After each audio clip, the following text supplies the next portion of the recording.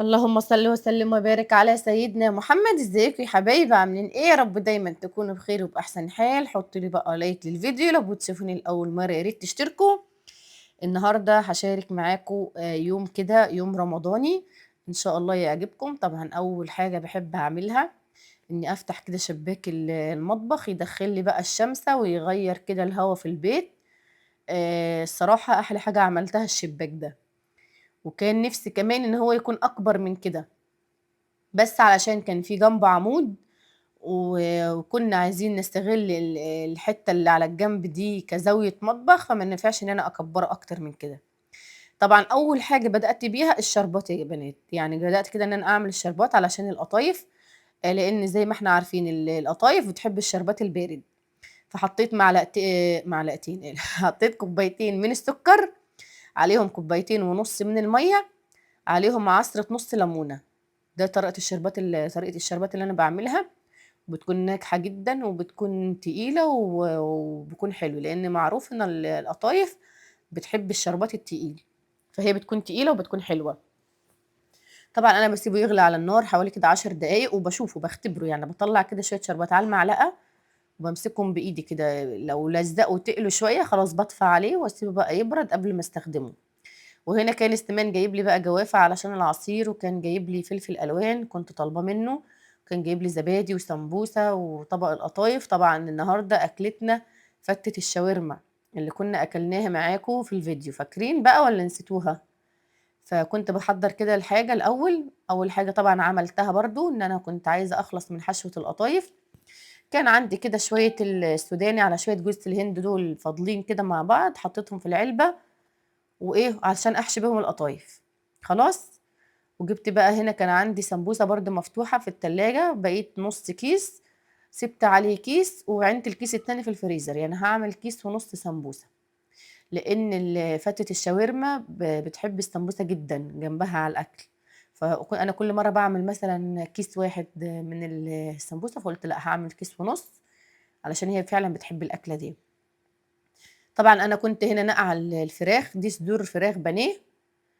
كنت حاطه عليها شويه دقيق وملح وعصر عليها ليمون، بس مش حاطه عليها ميه يعني انا عصر عليها الليمون وحاطه عليها الدقيق والملح على الناشف كده.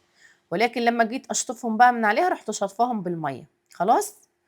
انا طبعا قلت ايه، انا قبل ما اعمل القطايف لا ده انا هتبل الشاورما الاول علشان تاخد كده من التتبيله وتاخد من طعم التتبيله وتكون حلوه. وكل ما اتبلت اسرع، يعني كل ما اتبلت فتره اطول كل ما كانت احلى. يعني أنا يا ريتني كمان تبّلتها من بالليل، بس أنا يا بنات ما باكونش مقررة إن أنا هاعمل إيه، مع إن الصدور دي كانت عندي في الفريزر، يعني كانت عندي من مش عارفة من قبل رمضان على ما أعتقد، أو في أول رمضان، مش فاكرة. فما كنتش لسه قررت أنا هاعمل إيه. فباقطّعها شرايح كده زي ما أنتم شايفين، هاجيب بقى كل البهارات اللي عندي، كل البهارات حرفيًا مش هاسيب ولا بهار، كاري، كركم، ال7 بهارات، فلفل أسود، شطة، ملح، كمون، كله. طبعًا فرَمت توم كده على إيدي، أنا كان عندي مفرمة توم ما أعرفش راحت فين، والله مش عارفة راحت فين حقيقي. حرفيًا أنا ما استخدمتهاش أساسًا يعني، فبادوّر عليها ما لقيتهاش، فما أعرفش بقى في النقلة دي راحت فين، من إسكندرية لهنا ومن هنا لهنا، مش فاهمة بصراحة. المهم فرَمت كده حوالي 3 فصوص من التوم، وعصرت عليهم ليمونتين. دي بقى التتبيلة، التتبيلة دي خطيرة يا بنات، خطيرة، خطيرة. وعليهم علبة من الزبادي. بنات عشان الدول العربية إحنا بنقول على اللبن عندكم زبادي. بعد ما حطيت علبة إلا ربع قلت لأ، هحط العلبة كلها يا دوب. هحط بقى كل التوابل اللي قلبك يحبها، كل التوابل اللي بتفضليها وبتحبيها حطيها. حطيت بقى التوابل اهي. الصراحة كل ما بتحط عليها توابل، أصل هي بتحب التوابل يا جماعة، الشاورما بتحب التوابل. يعني انت لو اشتريتها من أي محل أصلا يعني انت مش بتميزي طعم الفراخ من كتر كمية التوابل اللي عليها. كده خلاص حطيت كل التوابل اهو، يعني كده توم وليمون وزبادي والبهارات اللي عندنا. عندك بقى زعتر، حطي شوية زعتر. لكن ما كانش عندي. قلبت كده بقى كويس وهسيبها في التتبيلة دي يجي بقى على جنب كده، واخلص باقي الاكل، لان اصلا الشاورما هي ما بتاخدش نار، يعني هي على النار ما بتاخدش نار اساسا يعني. فما ما تنقليش همها. على فكرة انا في اليوم ده برضو كنت بادئة متأخر، جبت هنا بقى البصل، دي بقى الحاجات الخضروات اللي هنحطها عليها.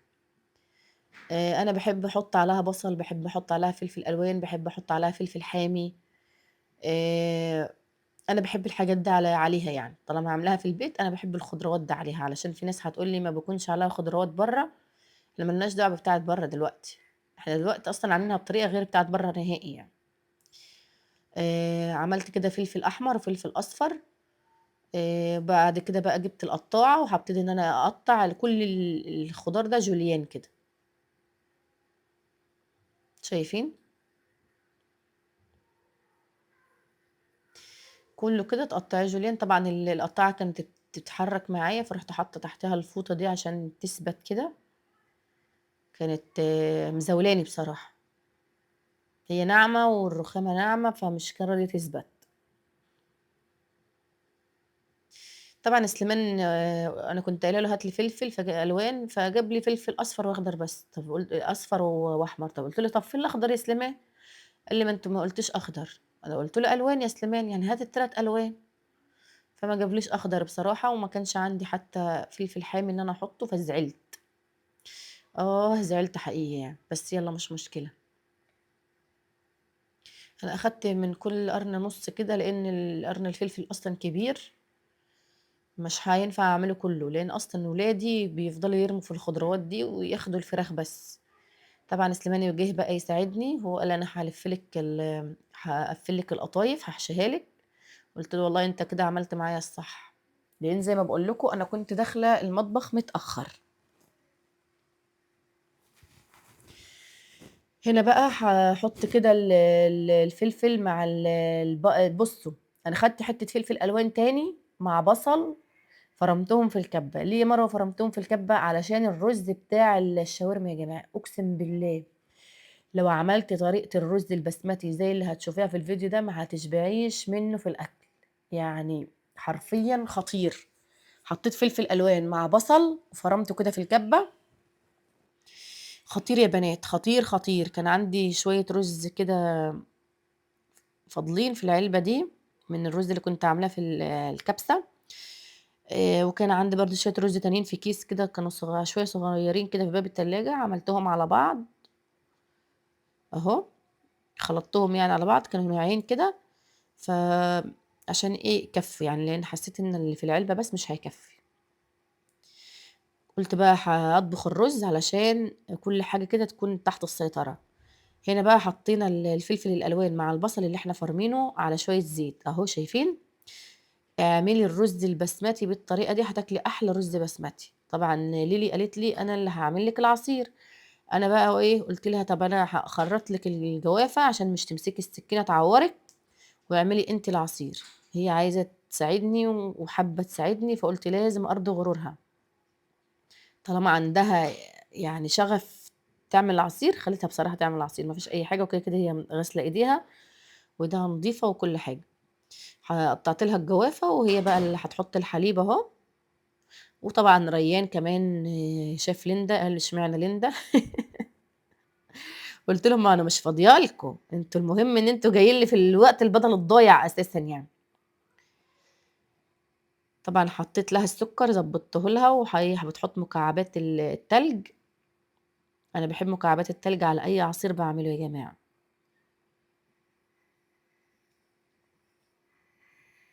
كانت فرحانه جدا جدا جدا، يعني مش قادره اقول لكم كميه الفرحه اللي هي كانت فيها. على بال بقى ما رحت عند ليندا، جيت لقيت البصلة يعني كانت هتغمق، بس لحقتها الحمد لله، بس لو افتح من كده بيبقى احلى يعني. فانت بقى مش هتغمقيها زي ما انا ايه، اتغمقت مني كده. طبعا لومي بقى والسبع بهارات والكركم والكاري وشوية فلفل اسود واللورا، وظبطي بقى رزك، هتاكلي احلى رز. بس خلي البصلة افتح من كده السنة، بس هي مش بانت يعني لما الرز استوى، مش بانت.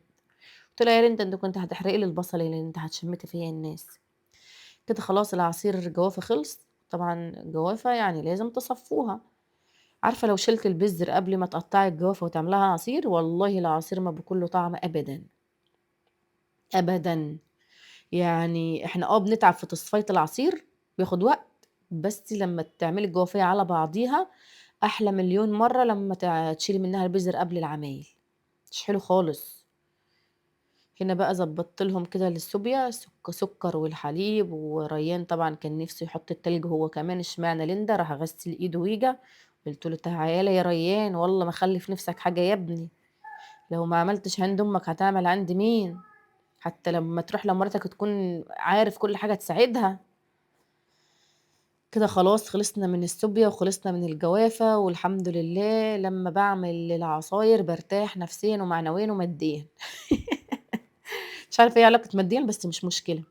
طبعًا هنا بقى حطيت الطاسة على النار وحطيت فيها شوية زيت، ولمّا سخنت جدًا نزلت كده بالشاورما بتاعتي، بس أهم حاجة يا بنات اوعي تقلّبيها، اوعي تقلّبيها، لإنِّك لو قلّبتيها هتنزّلي المَيّة اللي في الصدور فتنشف معاكِ، يعني تاكلي كده حتة فرخة تلاقيها ناشفة، ولكن لمّا تاخد لون كده من على الجنب قلّبيها، لكن قبل ما تاخد اللون ما تقلّبيهاش، يعني أنا مش قلّبتها خالص غير لمّا أخدت اللون.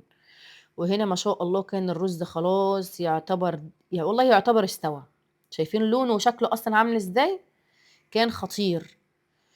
هنا بقى كان خلاص سليمان ما شاء الله عمل كمية قطايف طبعًا محترمة، فأنا قُلت إيه جنب القطايف كده هاعمل السمبوسة، زي ما باقول لكم كده فتة شاورما يعني سمبوسة، كبسة يعني سمبوسة، إيه تاني يا ربي؟ في حاجات كده يا بنات لمّا بتعمليها السمبوسة جنبهم بتكون فعلًا خطيرة بصراحة يعني. مش جنب أي أكلات على فكرة، أنا باحسّها مش جنب أي أكلة وخلاص، في أكلات معيّنة. طبعًا الحشوة المشهورة بتاعتي، ناس كتير طبعًا عملتها وبتخش تقول لي: "يا مروة والله جميلة." تسلم إيديكم طبعًا، وتغيير في الطعم، لإن أنتِ لمّا بتحشيها لحمة مفرومة فقط بتحسّيها زيها زي الجلاش، فاهماني؟ ولكن لمّا تكون ميكس جبن مع بطاطس مسلوقة ولو زيتون مخلي كمان على فكرة كان في حد قال لي: "يا مروة جرّبتها وبس حطيت فيها زيتون كانت خطيرة." أنا والله كنت باعملها بزيتون، بس ولادي لا يمكن ياكلوها بالزيتون، عارفة لدرجة إن كنت باعمل ليّا كمية بزيتون أنا وسليمان وكمية من غير زيتون، زي مثلًا ما بنعمل القطايف بالزبيب وكمية من غير زبيب، بس بتيجي بقى تتلخبط على بعض، فتلاقيهم بيفتحوا في السمبوسة كلّها ويرموها لي، فقُلت لأ على إيه، مش مشكلة. طبعًا هنا بقى الشاورما كانت على النار وقلّبتها وحطيت عليها الخضار، و وبعد كده جبنا بقى العيش الشامي ده، هي فتة شاورما يعني عيش شامي، مش هينفع أروح أعملها بعيش بلدي أصلًا مش فتة مصرية يعني، مش فتة لحمة أهي، فجبت بقى العيش وطلعت بقى أقلي برّه وأحمّر برّه، لإن سليمان لسه هيقلي القطايف، لسه هيقلي السمبوسة، فقُلنا إيه الزيوت بقى خلّيها لبرّه، طبعًا العيش ما بياخدش أصلًا ثواني في النار، شايفين أنا أصلًا ما لحقتش أقطّع لقيته اتحمّر في ثانية، رُحت مطلّعة كده على السريع، هو بدود أهو بدأ يقلي في القطايف ويحمّر فيها ويحطّها كده في المصفى علشان خاطر يصفّها من الزيت، وبرضه لمّا باحطّها في العسل بارجّعها في المصفى تاني علشان تصفّي أي عسل زيادة فيها وتكون مقرمشة معاكِ كده، عايزة القطايف ما تطريش معاكِ بعد ما تعمليها، هي أولًا لازم تطلع على زيت بارد، بارد جدًا مش دافي حتى. عايزاها ما تطريش معاكِ وتكون مقرمشة كده وكلّه يسمع القرمشة كده وأنتِ بتاكلي، اوعي تغطّيها، اوعي تغطّيها، لإنها لمّا بتتغطّى بتطرى وبترخّم جدًا، جدًا وما بيكونلهاش أي صنف اللازمة. طبعًا هنا أنا باعتذر لكم على إن أنا مش صوّرت وأنا باغرف معاكم الشاورما، بس صوّرتها بقى على القناة التانية ونزلت لكم وأنتم شُفتوها، لإن يا بنات لمّا باكون باصوّر روتين والله العظيم مع تصوير الفيديو التاني إن أنا أفصل المقاطع دي عن دي، الموضوع بيكون صعب شوية معايا، فاعذروني ماشي؟ طبعًا القطايف بقى وطبق الزيتون والفتة الشاورما الخطيرة الرهيبة، شايفين بقى الشكل والصوص، على فكرة الصوص ده يعني برضه مش هاتصوّر معاكم بس أنا عملته على القناة التانية، هو طحينة على زبادي على عصير ليمون على توم مفروم، مع شوية كمون وشوية ملح، واخلط كلّه مع بعضه، يعني ده عبارة عن زبادي مع طحينة مع ليمون مع توم ماشي، مع شوية كمون وملح، أنا باحب أحط كمون على الصوص ده، بيكون طعمه تحفة. دي بقى كانت سفرتنا الجميلة وكانت الألوان فيها تفتح النِفس يعني ويعني تجبر خاطر العين كده والله. يا رب بقى الفيديو يكون عجبكم والطريقة تكون سهلة كده عليكم وتجربوها. عرّفوني بقى رأيكم إيه لمّا تعملوها، وتغيير طبعًا على السفرة. حُطّوا لي بقى لايكات كتير، واشوفكم على خير ومع ألف سلامة.